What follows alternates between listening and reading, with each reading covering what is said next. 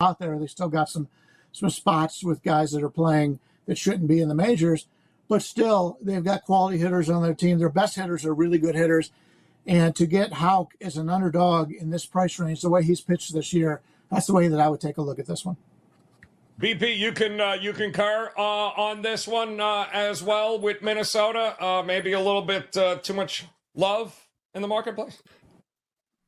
Yeah, like here, because you mentioned the 10-game win streak's been built up largely against the White Sox. I am looking to fade them, but I kind of want to wait till they lose first to do that. Here's what I would do here.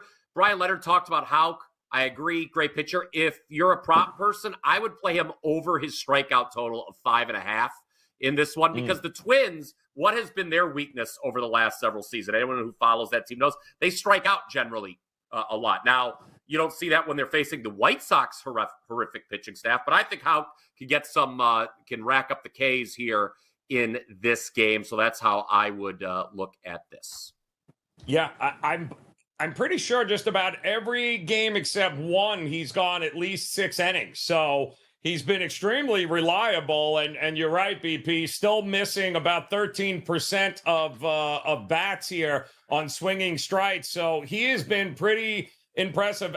I'm not going to lie. I didn't have the Red Sox being even remotely close to this right now. And the pitching has been really the big reason for it here. They have been absolutely phenomenal there. And we do have just another game or two here. Quick, we'll run through for you guys. Once again, appreciate you hanging out with us here today.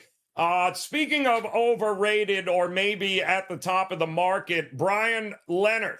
Help me understand with Brady Singer and Kansas City. Is he as good as he has been, or is there some regression coming here at some point?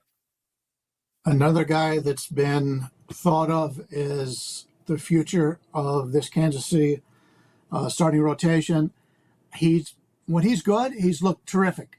Problem is he's very inconsistent. That's the problem you're having. And he's going up against Michael Lorenzen, who's not a big strikeout guy, and he was out of baseball for a while. He signed late to go to this Texas Rangers team. He's the guy who's going to give you innings. So you got two guys that give you innings here, but I don't know what to make of the line. It's basically what I thought it was going to be. The total of 9 is a little bit high for a Kansas City game because this isn't a stadium that gives up a lot of home runs.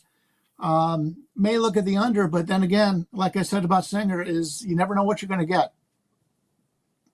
No, we don't, and I feel the same way about Texas right now. There, BP. Are you of that same mindset here with Singer here? And should we be looking maybe to back away? I love what Kansas City has done. I know they were very trendy to start the season. A lot of people thought they'd be pretty good. Them in Detroit. Well, sorry, Detroit. But what are you thinking in this spot here against this lineup in Texas? Yeah, you talk about the Royals, Joe. They have the best run differential in all of baseball. And the market clearly doesn't believe in them when you look at some of these prices that we've seen, right? And all they do is keep winning. Honestly, I mean, they were off yesterday. Texas was not. Texas picked up a nice 6-0 win over Washington. But I don't know. To me, you look at the way the Royals are playing, I think this line looks a little cheap, quite frankly. Talked about it on the morning wager day. Singer, he's pitched well. He had the one hiccup. Now, the one interesting thing with the Royals, it's the same thing we just said with the Twins. They racked up a lot of big margins against the White Sox. And as a matter of fact, Singer has pitched twice against the White Sox. He's had a little issue with control, 3 walks and 3 straight starts. And he'll give you 5, 6 innings or such. But, it may come down to the bullpens in this game. And if that's the case, big edge to the Royals, whose bullpen has been outstanding at home. The Rangers' bullpen has been lousy on the road. So I don't know. To me, Kansas City looks cheap in this one, Joe.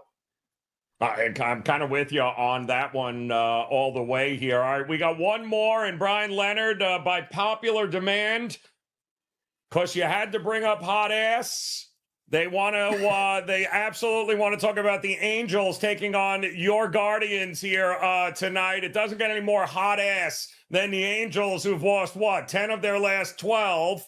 And most of those were all at home. I think they had like a 9-game homestand, and they couldn't win practically any of them. But you did just have Cleveland, right? Last game last night against Houston. They weren't able to get it done, but now it ain't Houston, it's the Angels. What are we getting here tonight? I have been to a few Angel games in my life in Anaheim, and I got to say, I'm up on the hot ass in Anaheim. Yeah. A lot better than it was when I was back in Cleveland, I got to tell you that. But in reality, I am concerned about this Cleveland team right now. They had Monday off, and now they're in a string of 17 straight games. Up until last night, they had played 4 straight games that went into overtime. Extra innings for those 4 straight games. I know it's not basketball and football; it's extra innings in baseball. But they did play a lot of those guys in the back end of the bullpen got a lot of work. Now, last night, they didn't have to do that. Clase, Gaddis, and Barlow, none of them pitched yesterday, and Sandlin only pitched 2 pitches. So I'm not worried about this game here. But keep in mind, if the Angels have any success offensively during this trip, we're going to see a lot of guys being brought up by Cleveland to pitch in the later innings that just aren't very good. In fact, you take a look at their starting rotation. Right now they got 2 of the guys in the starting rotation weren't even expected to make the team, and that's Ben Lively and Carlos Carrasco. And Lively's pitched really good. He's changed a lot of the things. I saw one of his reports, interviews the last couple of days. He's changed some things, so maybe he's a buy low candidate. But as much as I like Carlos Carrasco, he's going like 3 innings, and then he needs to be going to the bullpen. He's not the same kind of pitcher. The line's really too high for me to bet on Cleveland here because of the games they've been playing, a lot of innings, and Bobby's got to be on, and he's normally on. But if he's not, I don't know if I want to lay this number, so I'm sitting this one out. Ooh, all right, sitting this one out. And BP, before we get to the last question here and the game, I send a big shout out to Jason in the chat room over there, sitting, having a good time, having a couple of laughs, listening to us. We appreciate that. He brought up Anaheim and hot ass. It wasn't me. Let me just put that on the record right now. That was all Bryan Leonard here. BB's K's coupled with Guardians money line is being thrown out there. I'm getting Pirates run line, Rockies 1-7 versus lefties, Quantrill 6 home runs allowed in 32 innings. Leg show, that is not a bad look there at all. But we just talked about Detroit.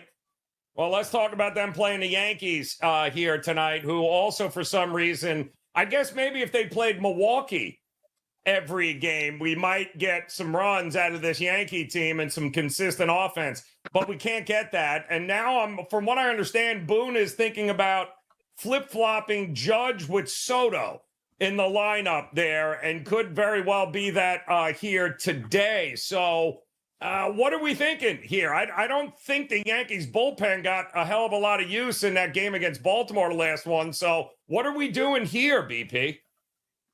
Just to back up 1 second, you talk about ass. I am here in Cleveland, and I'm looking out my window. The weather is very lousy today. It is raining as we speak. Just something to keep in mind for anyone interested in that game. Now, you talk about the Yankees were ass, Joe, in that last series against Baltimore. Yes. And I think everyone's just going to assume they're going to naturally bounce back. I would be very careful about that. I thought the Yankees' start to the season had a lot of good fortune, a lot of one-run wins, a lot of extra inning wins. They had a lot of wins where they were out-hit. And Stroman, okay, they've won the last 3 times he's started, but what are his numbers in those 3 starts? 5.53 ERA, 1.842 WHIP. Those are not good numbers, and they don't indicate someone who, should have, that you should be 3-0 with him on the mound. So I am in no rush right now to back the New York Yankees. I will say this, there is one play I have in Major League Baseball tonight that people can get on my page, wt.buzz/BP. And there's also an NBA play they can get on my page right now off a 3-0 Thursday sweep, Joe. So feeling good, seeing them good. 70% in the NBA last month, number 1 in soccer over the last 7 days, 2 for 2 in baseball last night. I mentioned earlier today, we had the over in that Cubs-Mets game that cashed by the 6th inning. We also had the Astros against the aforementioned Guardians. So I was very happy with that one big inning Houston was able to produce late. Lucky or not, they give us the 8-2 win. So expecting big things this weekend, Joe. Head on over to my page, wt.buzz/BP.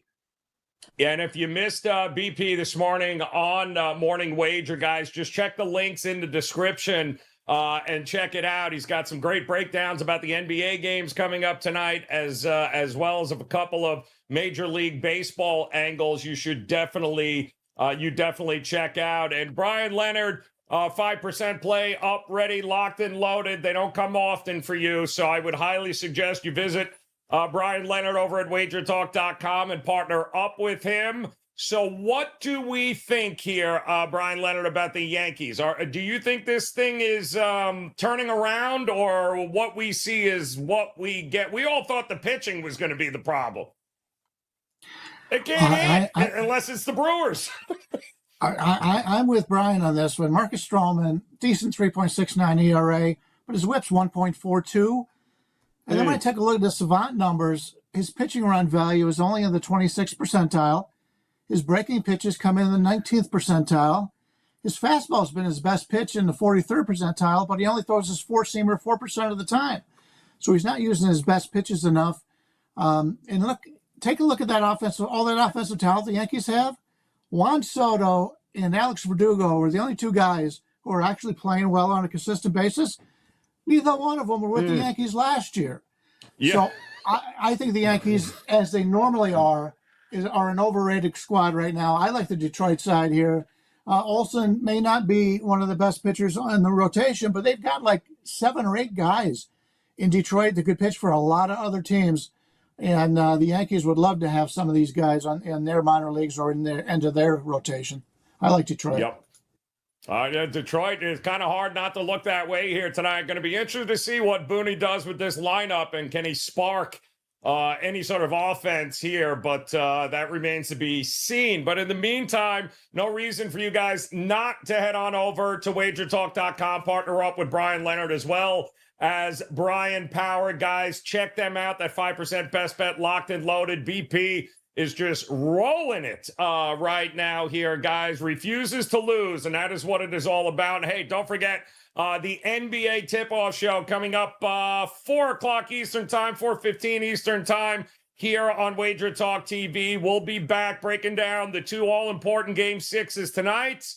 Although I have a feeling Bryan Leonard, Brian Power, and myself might be able to score more points than Orlando and the Cavs tonight. But we're going to break down that game anyway. And shout out again, Tyler Have, Titan CT, Leg Show, also Tragic Comedy. We appreciate you guys once again. Don't forget, thumbs up if you could on the way out. Make plans to come back and join us again a little bit later with the NBA tip-off show. Or if you absolutely positively need more game breakdowns, all you got to do is hit that video on your screen right now. Enjoy the rest of the day, guys. We'll talk to you